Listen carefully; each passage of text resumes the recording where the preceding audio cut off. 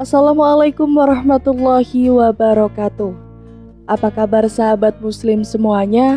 Semoga Allah senantiasa melimpahkan rahmat dimanapun sahabat muslim berada. Pada kesempatan kali ini kami akan mengungkap sebuah kisah tentang kematian tragis menantu Rasulullah. Seperti apakah kisahnya? Simak video ini hingga selesai. Dalam sejarah Islam, ada tokoh yang sangat penting dan dikenal sebagai pahlawan yang penuh dengan keberanian dan kesetiaan terhadap Nabi Muhammad. Ia mengikuti agama yang dibawa baginda Nabi Muhammad sejak masih anak-anak, sehingga termasuk dari sahabat yang mendapatkan jaminan masuk surga. Rasulullah Shallallahu Alaihi Wasallam sangat mencintainya, begitupun sebaliknya, ia sangat menyayangi utusan Allah itu. Nabi sering memanggilnya dengan nama Abu Turab. Nama yang diberikan Rasulullah itu sangat dia sukai. Namun di balik keberaniannya, dia juga mengalami kisah tragis yang menyedihkan. Ia mati dibunuh oleh seorang Mu'tazilah yang fanatik.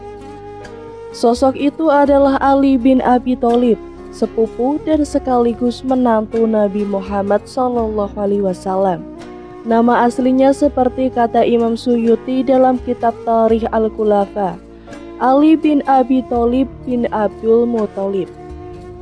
Ia adalah sosok yang memiliki peran krusial dalam perkembangan Islam dan sosok yang kisah kematiannya membekas dalam relung sejarah. Kisah tragis yang menimpa Ali bin Abi Thalib dimulai ketika ia dibaiat menjadi khalifah menggantikan Utsman bin Affan di Madinah. Ia dilantik sehari setelah Utsman wafat. Namun di balik pelantikannya terdapat beberapa orang sahabat yang tidak menyetujuinya, antara lain Talhah dan Zubair. Kendatipun keduanya ikut membaiat, tetapi itu karena terpaksa, bukan karena sukarela. Sementara itu di tengah situasi politik yang kian memanas antara Ali bin Abi Thalib dengan Aisyah bin Muawiyah yang pada akhirnya melahirkan Tahkim, hal ini adalah strategi dari Ammar bin Ash agar Ali mau berdamai. Sebagian kelompok Ali tidak setuju dengan arbitrase ini dan memisahkan diri yang kemudian dikenal dengan nama Khawarij. Imam Suyuti dalam kitab Tarikh Al-Khulafa mengisahkan ada 3 penolakan Khawarij yang sangat tidak suka keputusan Ali itu. Selanjutnya mereka rapat di Mekah untuk mengatur strategi guna membunuh Ali. Ketiga orang Mu'tazilah itu adalah Abu Rahman bin Muljam, Barak bin Abdullah At-Tamimi, dan Ammar bin Bakir At-Tamimi. Ibnu Muljam berkata, "Aku yang akan membunuh Ali bin Abi Thalib." Ibnu Muljam kemudian berangkat menuju Kufah. Ia meminta orang yang mengetahui rencananya untuk tidak membocorkan hingga tanggal 17 Ramadan tahun 40 Hijriah. Imam Tabari melukiskan persekongkolan itu sebagai berikut. Kemudian Ibnu Muljam berkata, "Saya akan membunuh Ali bin Abi Thalib," yang berarti dia berbicara tentang dirinya sendiri. Al-Barak bin Abdullah berkata, "Saya akan membunuh Muawiyah bin Abi Sufyan." Dan Ammar bin Bakir berkata, "Saya akan membunuh Ammar bin Al-Ash." Maka mereka berjanji dengan Allah saling berpegangan bahwa tidak ada seorang pun dari mereka akan menarik diri dari niat mereka untuk membunuh orang yang menjadi sasaran mereka, sampai mereka membunuhnya atau mati dalam usaha itu. Lalu mereka mengambil pedang mereka, menyebutkannya dan setuju bahwa pada bulan Ramadan berikutnya. Hadis riwayat Imam Tabari. Saat Ali bin Abi Thalib hendak sholat subuh, datanglah Muljam dan segera menebasnya dengan sabetan pedang. Tebasan pedang itu mengenai muka dan kening Ali, hingga kena juga ke bagian otaknya. Dia tersungkur bersimbah darah. Dalam sejarah, dari peristiwa itu Ali sempat bertahan selama 2 hari, Jumat dan hari Sabtu. Lalu di malam ketiga Ahad ia wafat. Mayatnya dimandikan Hasan, Husain, dan Abdullah bin Ja'far. Putra sulungnya Hasan kemudian yang jadi imam sholat jenazah, sahabat agung itu dimakamkan di Darul Imarah di Kufah. Prediksi Rasulullah Shallallahu Alaihi Wasallam tentang wafatnya Ali bin Abi Thalib. Ali bin Abi Thalib merupakan salah seorang sahabat mulia Nabi Muhammad Shallallahu Alaihi Wasallam. Bahkan keponakan Rasulullah itu merupakan khalifah keempat dalam masa Khulafaur Rasyidin. Sejarah mencatat menantu Nabi Muhammad itu gugur saat sedang mengimani sholat subuh berjamaah di masjid. Jauh sebelumnya Rasulullah Shallallahu Alaihi Wasallam pernah memprediksi nasib yang akhirnya menimpa Ali bin Abi Thalib tersebut. Suatu kali beliau Shallallahu Alaihi Wasallam bersabda kepada tokoh berjulukan singa Allah itu, "Sungguh orang yang paling binasa dari umat terdahulu adalah para penyembelih unta dari kaum Nabi Shalih. Dan manusia yang paling celaka dari umat ini, umat Islam, adalah yang membunuhmu, wahai Ali," kata Rasulullah Shallallahu Alaihi Wasallam. Lantas beliau menunjuk kening Ali, sebab di sanalah titik pedang pembunuhannya nanti akan menancap. Bertahun-tahun sesudah Rasulullah Shallallahu Alaihi Wasallam wafat, prediksi itu menjadi kenyataan. Tanggal 21 Ramadan tahun 40 Hijriah adalah waktu yang direncanakan para pembunuh Ali.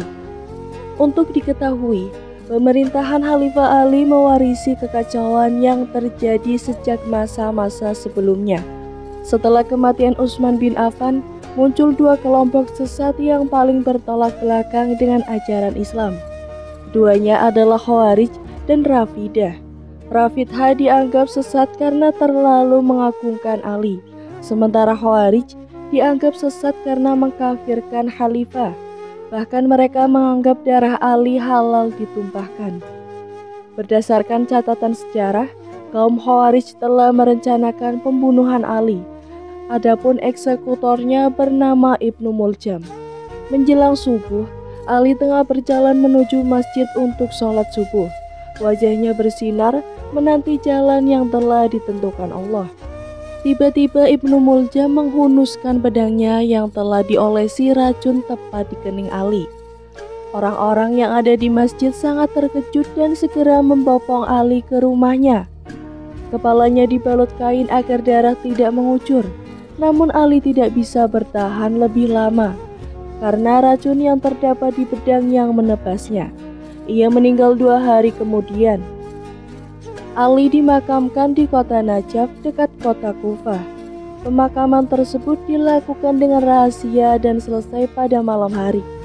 Dengan meninggalnya Khalifah Ali bin Abi Thalib, berakhirlah masa kekhalifahan dalam Islam. Kekhalifahan setelah itu digantikan dengan sistem dinasti. Kematian Hasan bin Ali yang diracuni istrinya sendiri. Layaknya ayahnya, kematian Hasan bin Ali merupakan tragedi yang mengguncang umat muslim di seluruh dunia. Sebagai cucu Rasulullah Shallallahu Alaihi Wasallam dan putra dari Ali bin Abi Thalib dan Fatimah binti Muhammad, Hasan bin Ali memiliki tempat istimewa dalam hati umat muslim. Namun takdir tragisnya berubah ketika dia menjadi korban pembunuhan dengan diracuni oleh istrinya sendiri, Jasudah binti Asyad bin Qais. Pada suatu hari sang istri menyuguhkan hidangan yang lezat dan menarik perhatian Hasan bin Ali untuk mencicipinya. Tanpa curiga, Hasan bin Ali menikmati hidangan tersebut tanpa mengetahui bahwa di balik cita rasa manis terdapat racun mematikan yang telah disuntikkan ke dalam makanan itu. Beberapa saat setelah mengonsumsi hidangan tersebut, Hasan bin Ali merasakan gejala yang mengkhawatirkan. Ia mengalami mual, pusing, dan kesakitan yang tak tertahankan. Kesadarannya semakin melemah, dan keluarga dan pengikutnya berduka karena menyaksikan nasib tragis tokoh terhormat mereka. Imam Suyuti dalam Tarikh Khulafa menyebutkan bahwa Hasan bin Ali wafat pada tahun 49 Hijriah. Ada juga yang mengatakan 50 atau 51 Hijriah. Hasan dikuburkan di Baqi, bersebelahan dengan kuburan ibundanya. Fatimah bin Muhammad bin Abdullah bin Abdul Muthalib. Adapun motif istrinya, Jadah meracuni Hasan karena tergoda rayuan dari Yazid bin Muawiyah yang berjanji akan menikahi jika ia berhasil membunuh Hasan bin Ali. Meskipun pada akhirnya ia batal dikawini Yazid dan berkata, "Kami tidak senang Hasan memiliki istri sepertimu. Apakah kami akan senang jika punya istri sepertimu?" Hadis riwayat Imam Jalaluddin Suyuti. Kematian tragis Husain cucu Rasulullah di Karbala. Kisah tragis kematian Husain bin Ali, cucu Rasulullah Shallallahu Alaihi Wasallam, merupakan salah satu peristiwa paling bersejarah dan menyedihkan dalam sejarah Islam. Kisah ini dikenal sebagai tragedi Karbala yang terjadi pada tanggal 10 Muharram tahun 61 Hijriah atau 10 Oktober 660 Masehi. Husain bin Ali adalah putra dari Ali bin Abi Thalib dan Fatimah binti Muhammad atau cucu dari Nabi Muhammad SAW. Setelah Khalifah ketiga, Utsman bin Affan dibunuh dan keadaan politik di Kekhalifahan Islamiyah semakin memanas. Husain diundang oleh sebagian penduduk Kufah di wilayah Irak saat ini untuk datang ke sana dan menjadi pemimpin perlawanan terhadap pemerintahan Yazid bin Muawiyah, Khalifah Umayyah yang korup dan otoriter. Husain akhirnya berangkat dari Mekah menuju Kufah bersama keluarganya dan sekelompok pengikutnya yang setia. Tetapi saat tiba di Karbala, perjalanan mereka terhenti karena pasukan Yazid yang jauh lebih besar daripada pengepung mereka. Husain dan pasukannya yang kecil terisolasi dan kelaparan di Gunung Karbala selama berhari-hari tanpa air atau makanan. Pada tanggal 10 Muharram, pasukan Yazid menyerang kamp Husain dengan kejam.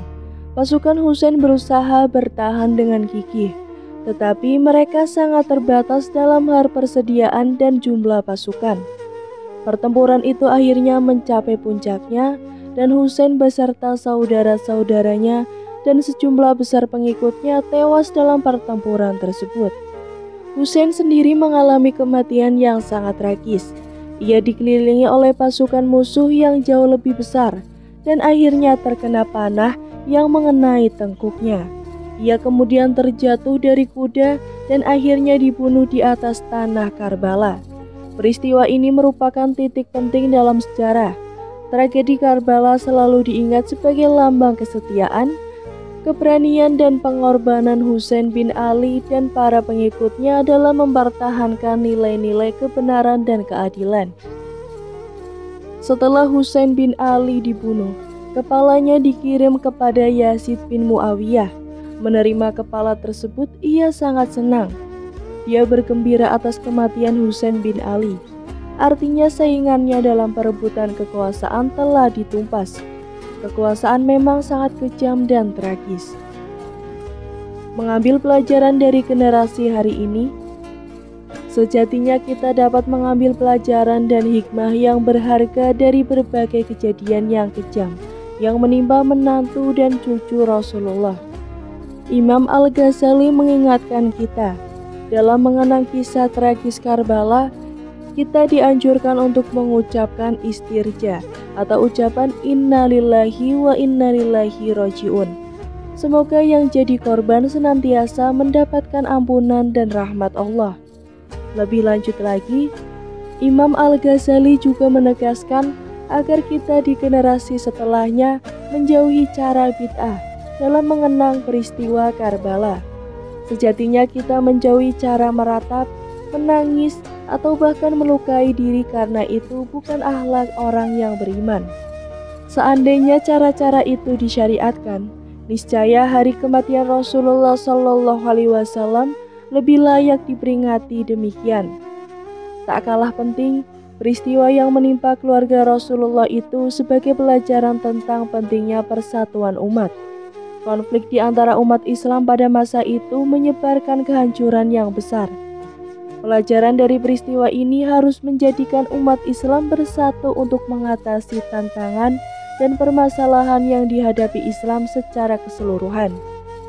Sekian dari saya, kurang lebihnya mohon maaf. Jangan lupa untuk klik like, komen, subscribe channel ini agar tak ketinggalan cerita menarik lainnya. Wassalamualaikum warahmatullahi wabarakatuh.